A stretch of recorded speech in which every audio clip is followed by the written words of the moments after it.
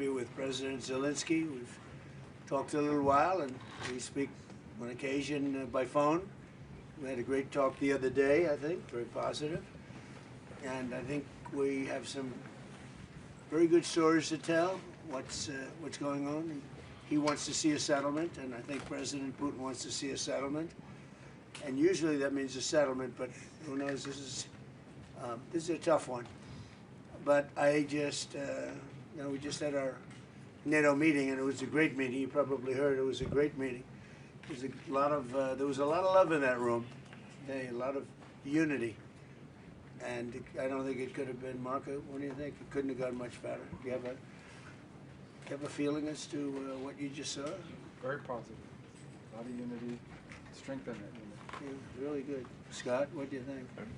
Yes, sir. All the Europeans, they attributed you to saving NATO, and they want to do what they're supposed to do and do the right thing.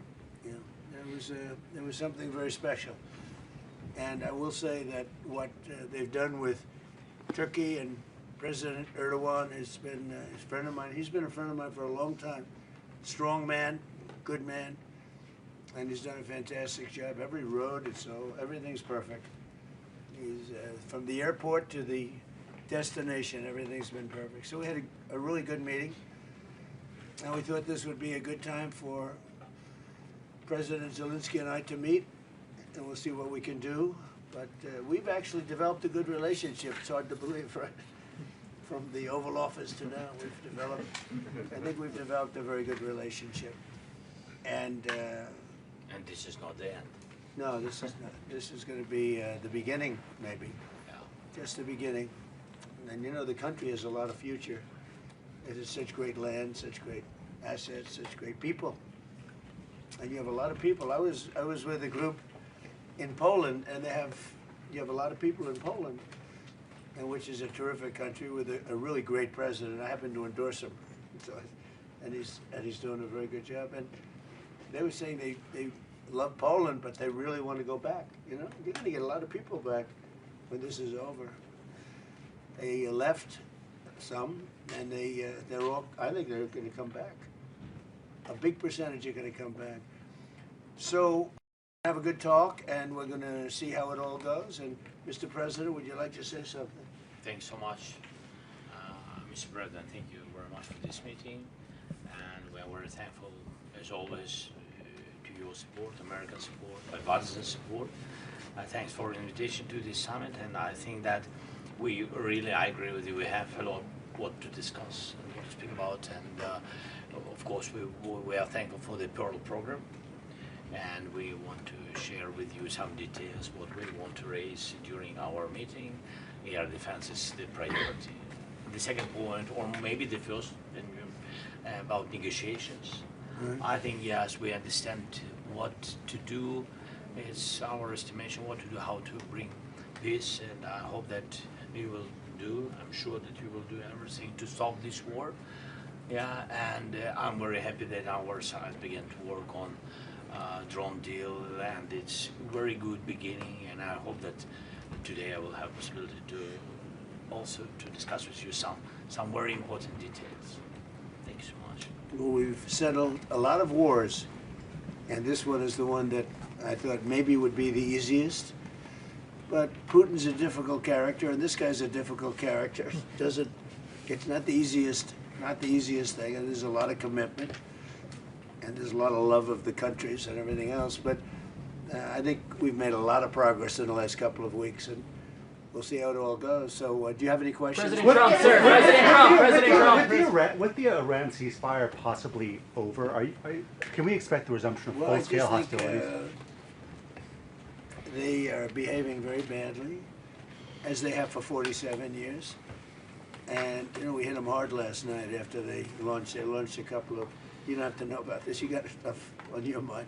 But they launched a couple of drones and one rocket, one missile, and at ships, because they were in the strait, which they have every right to be. And so we hit them very hard last night. Very, very hard. Probably hit them hard again tonight. I'll give them a little warning. We're going to hit them hard tonight. But we'll see how it all works out. No, I'm not happy with them. You know, it's like, for instance, we'll have a meeting and we'll talk about the denuclearization of Iran, because that's what the war is. It's not a war, it's really the denuclearization of Iran. And we'll have a meeting and we'll talk about just that. That's because my whole thing is not about regime change. It's not about, although I think it's regime change when you knock out the first group, the second group, and now you're at the, I think that's maybe the ultimate regime change. But that's not what it's about. It's about, we don't want them to have nuclear weapons. And it's denuking or denuclearization. And I think we've made a lot of progress. And they'll get out of the room. We'll talk about it like we're here. They'll agree on everything, and then they'll go and have a news conference and say we never even talked about it. They're cuckoo. There's something wrong with these people. And for 47 years, they've been the bully of the Middle East, and they're not the bully anymore. They're not the bully anymore. And all we want, it's very simple. They can't have a nuclear weapon. That's what I'm there for. President Trump, sir. President Trump. If they did, they'd use it, and we're not going to let that President out. Trump, sir. Daniel? You've made a career making deals in very challenging situations. Speaking to President Zelensky, speaking to President Putin, in your view, sir, what is the most pragmatic pathway forward to finding a long-term peace deal? I just think they're going to make a deal. Look, this deal has been in the works for a long time. It's got the pluses, the minuses. They know what it is. He knows what it is better than anybody. And I just think it's sometimes, you know, I used an analogy, and it sounds simple, but it's sort of true.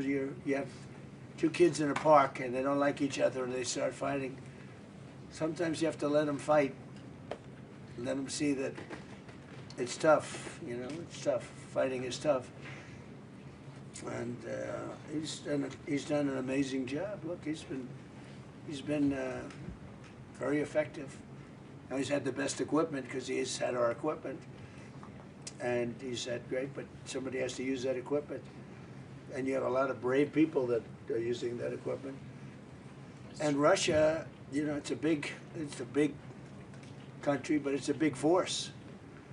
Russia's always been a big fighting force, so you know it's. But I really believe it's ready. It's very interesting because you'd almost say it's worse than ever, and maybe it isn't. Sometimes with war, and you study war, and I've studied it so long, for years, long before I did this, sometimes it's when it gets the worst. And I don't know that it's the worst right now. It's consistently bad. They lost 25,000 people were lost, kids, young people, last month. And we had a month, 35, 2 months ago. And I would say more Russians. And but it's just, they're people. They're people. And there's actually very little difference between the people. I mean, you know, it's like the Russians and Ukrainian people. And they can get along, but it's a nasty war.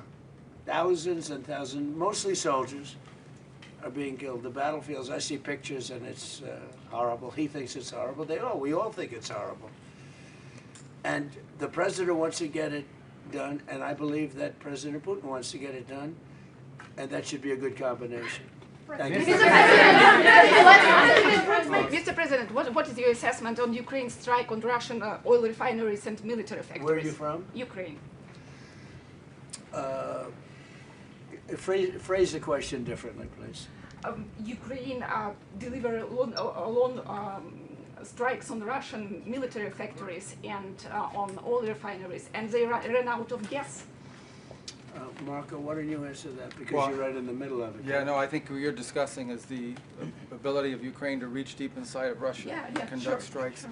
I think that's one of the dynamics that's changed in this war over the last few months, and that is that the Russians are finding it more difficult to defend their own airspace. And what we hope that means is that it's going to create the space now to negotiate the end of this war. It's an escalation, but it's also an escalation that can help lead to an end. And, Mr. President,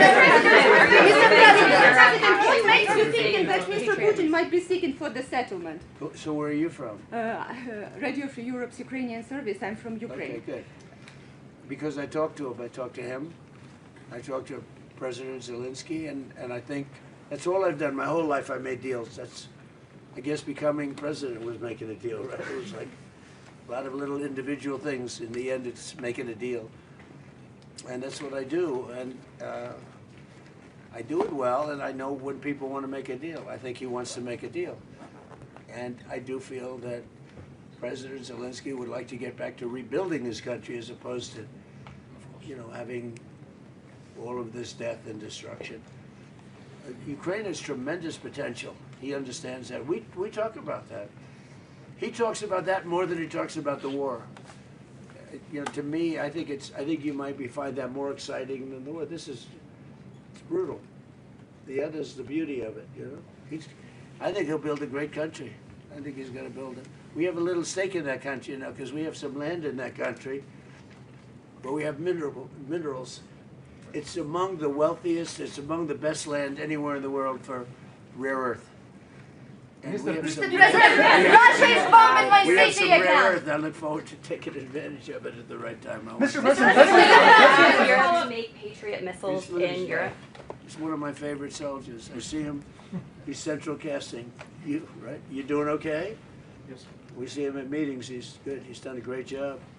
Great job. trying to do our best. Yeah. Great hero, actually. Mr. President, will you allow Europe to make Patriot interceptors in Europe? Are you comfortable with licensing that technology? About what? Patriot interceptors to be made in Europe. And you're talking with respect to Ukraine. Well, we're going to talk about that. You know, look, it's a defensive weapon, which I like, better than an offensive weapon. It's the best. So I was saying we have an aircraft carrier, which is one of the most beautiful in the world. It's one of the biggest, the Abraham Lincoln. And 2 months ago, we had 100, I told this story yesterday, we had 111 missiles shot by the Islamic Republic of Japan. They were shot at the aircraft carrier over a period of about 1 hour. 111 missiles going to a very expensive ship, and every one of those missiles was knocked down. Pretty much most by Patriots, but by other means also, as you know. Yeah. Other less expensive means. It's even better when you do that. But out of the 111 missiles, every one of them was shot down. It didn't hit the ship, and you know, bad things happen, right, when that happens. So think of that, over a period of 1 hour, these missiles are coming at you, and every one of them shot down. So I think one of the things we're going to be talking about is, as you know, the companies, we have great power over the companies. Those companies that make the Patriot and make all of the great stuff, the Tomahawks, all of the great stuff. We have the best stuff. Many things. The Patriot's great, but we have many, many great things. You see that with Venezuela. You see it with Iran. Look, Iran has been wiped out. Iran, their Navy's gone, their Air Force is gone, everything's gone. But one of the things I think we're going to be talking about today, a little birdie told me this, about the fact that we'll give them the right to make Patriots. We'll show them how to do it. It's very complex, actually, but it's you'll figure out the complexity quickly. And we're talking about that, and the company that makes them, which is building now 4 plants, you know, all of our companies will be able to do this in 2 to 3 months. If you order a Patriot, now you have to wait a long time for them. Same thing with Tomahawks. We have a lot of certain equipment, but with they call it the elite equipment, and you don't need elite equipment necessarily for a war. But so one of the things we're going to be talking about is we're going to give a license to you to make Patriots. That's pretty cool, right? This way you can't complain that we're not giving them enough. I say make them yourself. We haven't informed the company of that yet, but that'll work out all right. You know, I'm sure they'll be thrilled. But you know, they'll be able to do it. You'll be able to figure that out. Most countries couldn't do that. No. If I said that to most countries, they wouldn't know what I'm talking about. But this is a very ingenious group, and what I like about that, it's a defensive situation as opposed to an offensive. But I think one of the things you might want to be talking about is that. That's what I heard. Little birdie told me that. President, on Iran, can you clarify, does the end of the ceasefire mean that we are back to a full-scale military conflict? Look, they violate the agreement every day. They lie, they cheat, they kill people. They've been killing people for 47 years. They knocked out the SS Cole. We lost, what, 200 people more. That was a long time ago. For 47 years, no president did anything about that. Well, Obama actually gave them vast amounts of money. you'd like this. He gave them a plane load of money, $1.7 billion in green cash. They loaded up a Boeing 757. Remember the old 750? It was a beautiful plane loaded up with cash. They took all the seats out, and they took all of the cash for Virginia, Maryland, and D.C. banks. They had no money. They took every ounce of cash, put it in, flew it to Iran, and gave them the money. I wonder what these guys thought of when the door opened and cash fell out of this big plane, beautiful plane. And then on top of that, they gave them billions and billions of dollars. And by the way, they gave it to the wrong country, frankly. You want to know the truth. And it began. That was pretty much the Obama deal. That was one of the worst tragedies that happened. That's what happened in the Middle East. That deal set back that whole situation. They went with, frankly, they picked the wrong country. They picked the wrong country. POC. What a terrible deal. I call it the Obama nuclear waste deal, because what he did with that deal is he caused tremendous hardship in the Middle East. It was a terrible thing to do. And we've been just the opposite. Our deal is a wall to a nuclear weapon. His deal was a road to a nuclear weapon. They'll never build a nuclear weapon under our deal, but I don't know if we're gonna have a deal. We may just do it without a deal, because you know what, it's easier. Because these people, they lie and they cheat, and you have an agreement, and they'll go outside.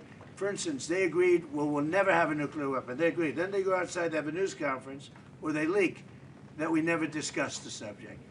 Now, who would believe we never discussed the subject? Because for me, that's 99.9% of what we're doing.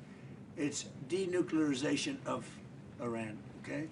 So when you ask, our guys can continue. You know, Steve is great, and Jared, and all the guys. They know him very well. Yeah, actually, they're working on your stuff, too. I wonder which. I picked two beauties. You know what? We settled 8 wars. I got a couple of beauties here. But Steve's great, and Jared's great. You know, they're the right guys. And we'll see what happens. But I will say this. Iran, they've misbehaved for 47 years. They've killed our soldiers, they've killed our people, and they've killed a lot of people all over the Middle East and elsewhere. And the roadside bomb was their preferred, you know, the preferred weapon was by Soleimani, the roadside bomb, where it would explode under a truck. We actually built trucks with floors, steel this thick. And then all they did was they made bigger bombs. And we have young guys around, not walking around because they have no legs, but their legs were blown off, their arms were blown off, their face was blown off, and they live because of modern medicine. You can do anything, but they're living like in hell. Their whole life changed because of Iran. And that was 96% of the people that used that, they were made in Iran. And so we have a score to settle too. Mr. President, you say that President Putin is ready to finish this war. What if he doesn't? Are you ready to put pressure on Russia? Are you ready to put more sanctions? Well, we have a lot of pressure. We have a lot of pressure on President Putin. You know, I don't think he likes what's going on. I don't think he's thrilled with what's happening. There's a lot of pressure on President Putin to get it done. I think there's pressure on everybody to get that one done. A lot of pressure. Mr. President, what's your security guarantee for Ukraine? The guarantee? Yeah, security guarantee for Ukraine. The security guarantee you're talking about? I mean, not that we want to do it. We'll do it to save lives. Look, Ukraine's very far away. We have an ocean separating us. What I'm doing is I'm trying to save lives. A lot of lives are being lost. I also think that it's a country with great potential. I think if this kind of brain power can go toward rebuilding the country instead of fighting a war, I think that country is going to do fantastically well. And likewise, Russia, you know, look, they're devoting a lot of energy. you have a question for President Putin, please? Пане президенте, чи можете ви Do you have a сказати, question for President Yes, Putin? yes. Not Zelensky. Putin. Yeah, what would you like to ask him? Because I'm going to ask him that question. I have a question. Last you year sleep at night? you called Russia a paper tiger, referring that they're not doing Who that did great. I call? I'm from Telegraph UA, Ukrainian media. No, give us a question, not for Zelensky. Give us a question for Putin. And he sleeps at night. Because I'm speaking to him today. Yeah. Putin, Why is Give it me a good, hard question. when will he end this war? That's the a good question. I don't think I've ever asked him that question. I'm going to ask him that question. Пане Mr. президенте, President, what's the status of a drone deal between the U.S. Say and it? Ukraine? What's the status By the way, of a I will tell you, though, he's going to tell you that he wants it ended as soon as he can end it. He wants it ended. He wants to end it soon. And I ask him, and we talk. I talk to him a lot. I talk to him a little bit less, but the relationship is very good. But I talk to President Putin a lot. He wants to end the war. What's the status A lot of people don't believe that. Doesn't he What's want the all of status this? of a drone deal between Ukraine? What are President Putin's conditions for ending the war? Do you know what? Well, they were certain conditions that were a little bit different. I think they're changing. I think they're probably getting a little bit better toward some of the things that you'd like. It's been tougher in Russia. It's been a lot tougher than it was supposed to be. I mean, in all fairness, this was supposed to be this is a war that would have never happened if I were president. Would have never happened. You'd have a full country, you know, I mean, just a shame that it happened. But no, this is something that I think Zelensky wants to do and Putin wants to do. They want to get it done. Ask the president that question. Ask him. Пане президенте, ви знаєте, на яких зараз умовах Володимир Путін готовий завершувати війну в Україні? Чи ж вони змінилися? Go ahead. No, I don't know what I don't know what conditions Putin now wants for this peace.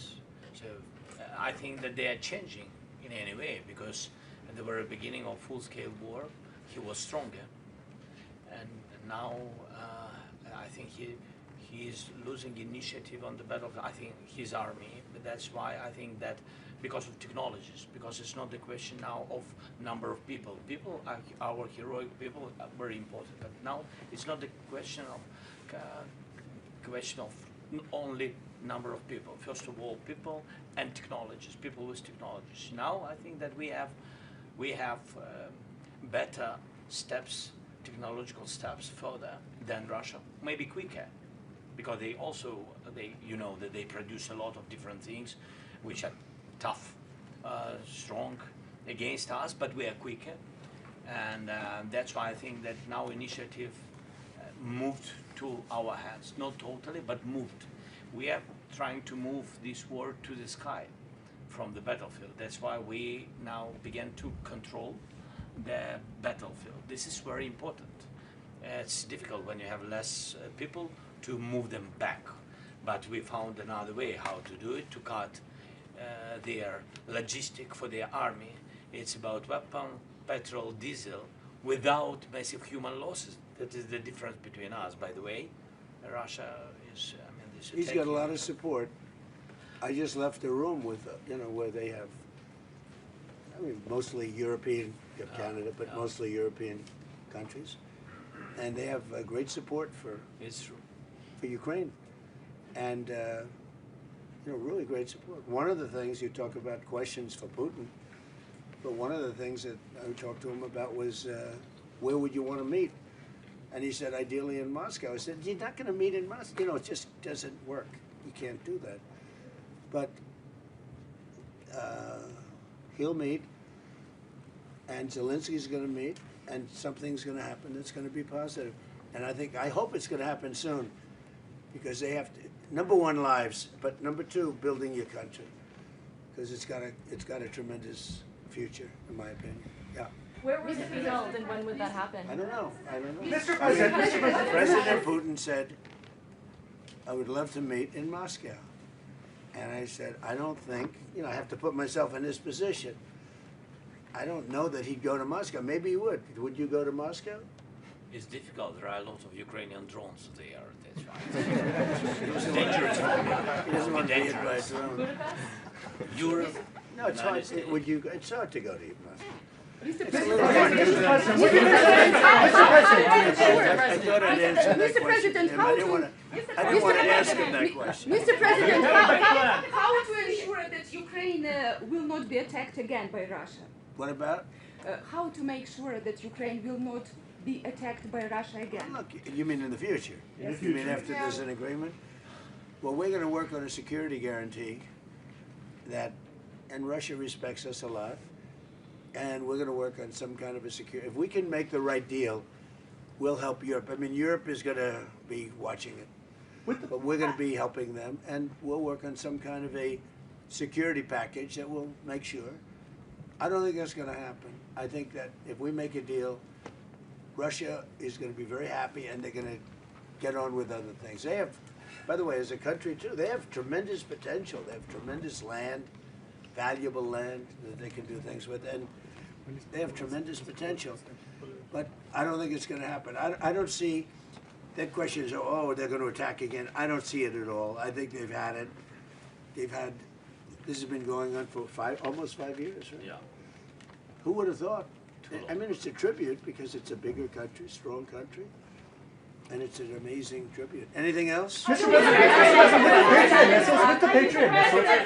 Patriot missiles, President Zelensky has said that Ukraine needs Patriot missiles now. Over 50 Ukrainians have died in recent airstrikes just in the last few days. So in addition to these production licenses, which will take time, would you consider Not providing? that much time, actually. Would you consider providing any to Ukraine immediately? We have Patriots, but we don't have that many. We need them for ourselves too, you know. Some, yeah, I mean some, but I think they can produce them pretty quickly. Once we explain it, we'll bring the company here. You'll work with the company. They have a great ability to produce weapons, pretty complex weapons. Will you go to Ukraine? Mr. President, do you have Will I any go to deadline? Ukraine? Will you go to Ukraine? I would, yeah. Do you have any Well, deadline when you want to reach I'd it? rather have the war be over. When will it Yeah. happen? Do you have any I'm not sure deadline? Secret Service would be thrilled. Are you willing to disclose this? But you know what I would like to Putin doesn't stop Do you- war I think, in this it's, I year or think the next. people You are remember that plan? incredible. And, I mean, like Kiev, it would be nice to get it before any more damage is done, to be honest. It's such a beautiful city, right? And, yeah, I would go to Ukraine at the right time. Do you have any deadline? Do you have any deadline when you want to reach a deal between Ukraine and Russia? Do you have any deadline in that regard? No, I don't have a deadline. You can't have a deadline. It's, you know, it's too much going on. But I think you're going to have a deal. I think, you know, I've been very good. You know, we had certain deals like Azerbaijan and some of the deals that we made, and they've been going on for 32 years. And they said it's an impossible thing to get them solved. Eight different deals. Even in the Congo, it was. Think of it. You have the Congo and Rwanda. That was 14 million people dead, a lot of them with machetes. It's a horror. We got that one solved, or you know, it flares up every once in a while, I must say. But we got deals done that weren't doable. But if you look at well, India and Pakistan, they were at it. We get that. We get them done, and when we get them done, I find that people are not anxious to go back into it. I think we'll have you once mentioned the word security guarantee in the Oval Office. Yeah. And, you know, I think they're going to need some kind of a security guarantee, but we're going to work with them. That's important. I think he thinks that's a very important thing. The security guarantees are very important. And they'll live by it. Partially, President said about Patriots and licenses. The Patriot system is the best, you know, in the world for today. The best anti-ballistic system. So we used a lot of. That's the best. Yeah, the best one, and was checked everything during the war. So this is true. So with all respect to other partners, we are thankful for all the systems. Patriots. Well, they had different systems in Venezuela. Yeah. So Venezuela had systems that didn't work. We didn't have one plane shot down. We didn't have one. We had one helicopter operator who was incredible. He landed it perfectly, and his leg was almost blown off. And we gave him the Congressional Medal of Honor because very few people could have landed that. You know, you land them with your feet, really. more than anything else, and he landed it. He was really in bad shape. And at the State of the Union, we gave him, he was a handsome guy, big handsome guy, but we gave him the Congressional Medal of Honor at the State of the Union. So, look, he wants to get it done, and we're going to get it done. What's the status on a drone deal between Ukraine and the U.S.? In what sense? What's the status of a drone deal between Ukraine and the U.S.? Well, we would buy their drones, and we make drones. We make great drones, but they have an ability to make a lot of them, which is, right, Marco, amazing that in a war situation, they make them. They make them in basements. They make them wherever the hell you have a little shelter, even if you don't have shelter, I suspect, right? It's an amazing ability. Very few. Well, that's why I say with the Patriots, they would be able to do it. Most countries would not be able. They don't have the talent. You have very talented people. So, yeah, I think we're going to make that deal. You know, if we made that deal, we'd have great protection. I love the protection. Think if you had a lot of Patriots, you'd never be hit. As an example, in Kiev, where they get hit with missiles, those missiles, like what I said about the Abraham Lincoln, the missiles would be shot down. Yeah. So, and I think you'd start making them pretty quickly. Right? You like the idea? No, it's a great idea. I think everybody likes that one.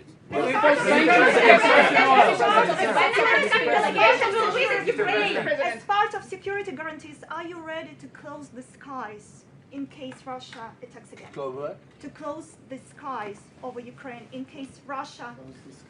It's been as a part of security guarantees, are you ready to impose a no-fly? If it's necessary, yeah. I mean, look, I tell you, when we have a deal, we're going to have a deal.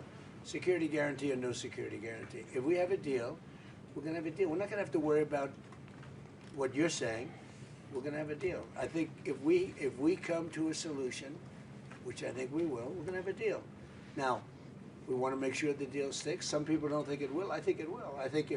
I'm sure it will. I'm not sure it will with Iran. If we make a deal with Iran, I'm not sure that will stick. May I ask you, what does your... Because I found them to be very dishonorable people. Yeah. Are you going to reimpose the naval blockade? I don't find that with him, and I mean, I don't want to upset him, but everything I've done with President Putin has been okay. It's been good. He's going to say, oh, but I would expect you to say that, but that's good. I don't think anything's going to be broken, and we're going to do a security guarantee in case it is. But with Iran, 47 years, this should have been done by another president a long time ago, or somebody else, another country. But they got stronger and stronger, and now they're weak. Are you going to reimpose the naval don't blockade forget, on Iranian we knocked out ports? 159 ships in 1 week. That's good even for you, right? 159. Their entire navy is at the bottom of the sea. And now they have little boats, little tiny boats that go around.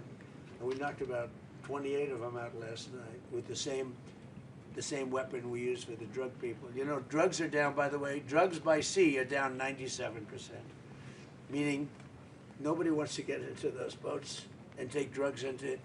They're down 97%. And we're using the same thing for the mine boats. You know, they like to drop mines in. And we hit a lot of them last night, like 28. We knocked out 28 boats last night, little ones. That's all they have is little ones. Are you going to try to take out more tonight? Will we go tonight? You know, normally I wouldn't tell you. I wouldn't tell you, but you know what? There's not a thing they can do about it. So the answer is probably. President Trump. That's terrible military strategy. He just said he's going tonight. Yeah, because they deserve it. President Trump, what is the effectiveness of last night's attack? What message does that send to what's left of the Iranian Which attack are you talking about? The attack that you guys had on Iran last night. The strikes last night? Oh, I think it has a tremendous impact. Well, first of all, we took out additional, you know, they were trying to rebuild their radar, and they had about 60% built. Now they have to start all over again. Look, we're not attacking at the highest level. The highest level are the bridges, which we can knock down. I would say in one day we knocked down every single bridge in Iran. There's not a thing they can do about it. Their electric manufacturing facilities, right? their electric plants where they make their electricity there. We will, if we have to, we'll take them out. I don't want to do that, but if we have to, we'll take them out. They have desalinization plants. We'll take them out if we have to. I hate to do that. That's probably the one I would like not to do least. We attacked Cargill Island last night. We knocked out a piece. I said, don't touch the oil, because maybe we'll take over Cargill Island. You know, we may take over Cargill Island. There's not a thing they can do about it. But I said, don't hit the pipes. Just hit everything else. And they hit it. They may hit it again tonight. So, you know, as for your question, normally I'm not that way, but they really deserve it, because they're saying they want to make a deal, but they don't. You know, they asked for a timeout. They wanted to go to the funeral of Khomeini, and I said, give it to them. And they start shooting missiles. I mean, it was the craziest thing. Now, we did kill him, you know, so I guess you have to look at it that way, but the funeral took place, and they wanted to have a period of time, and they also asked that we not kill them. And we said, we're not going to kill you. They were worried we'd kill them during the funeral. I mean, if you can believe it, what a crazy... Did you ever think I'd be doing this for a living, Marco? Did anybody ever think I'm doing... Maybe Pete, but this wasn't supposed to be for me. Pete loved this stuff from day one. But they said to us, please don't kill us during the funeral. I said, I won't. And we didn't do anything. In fact, we made it safe for them, actually. And what happens? They try and knock out two ships, a Saudi and I guess Kuwait, right? Kuwaiti? Oh, no, Qatari. In addition, really three. Three, yes, sir. So you had 3 of them. And it just, I don't know. I just don't know with them. A lot of people say they're very dishonorable people, and they can't keep a deal, so we'll see. Now, as to whether or not Steve Witkoff, Jared, and JD and everybody working on that will talk, I guess they can talk, but I'm not seeing it with them, you know, with the people. My whole life is deals, I don't see it. I don't see it with them. Well, there and there may be a big attack, and it'll knock out a lot of stuff. We don't knock out nothing, we knock out a lot. Pete, do you want to tell them about last night? Yes, sir. Last night, as you said, a lot of small craft that they were trying to harass shipping with, so that was a big part of what we targeted. Underground facilities where they were storing drones or missiles, coastal defense sites, radar sites, surveillance sites, anything used to harass shipping in the Strait of Hormuz. So anything they thought they had rebuilt or capability they were using was a target last night. And tonight, if we need to, on your order, Mr. President, we will hit even more and even deeper, because that's the consequence. And we may put down the blockade. We may put it back, the blockade. And it'll only be a blockade for Iran. Anybody else can have whatever they want. Now, of course, they'll drop some mines if they can, you know, if they can do it. But it's hard because we're taking out those little boats now with the same weapon we used to take out the drug lords and the boats coming in by sea. Think of it, 97%. For years, we had fentanyl and all the other drugs coming in from different countries, including Venezuela. And it was, you know, they'd arrest them, they'd bring them to a court, they'd be released, and they'd be back on another boat the next. 97%. What was done in the past had no impact. 97% drugs down coming in by sea. And now we're going to start doing it by land. The land is easy when we had to do sea first. And nobody, I mean, I think the 3% of the people that still do that, I think they're the bravest people in the world. We should probably give them a medal for bravery. Because it's, and we're using the same exact missile to take out the mine drop. They call them mine droppers. But we have minesweepers, and one of the things that came up today is that European nations, the NATO group, they're sending minesweepers. We don't need them now. We have pretty much the mines that cleared up, but they'll probably drop some more. They're evil people. They're sick people. They're mentally disturbed people, and it should have been done 47 years ago. Thank you, everybody. Thank you, guys. Thank you, guys. Thank you. This way, please. Thank you, guys. Thank you, guys. Keep moving. Thank you, everybody. Thank you. Thank you, guys. Stay lined up, Ryan.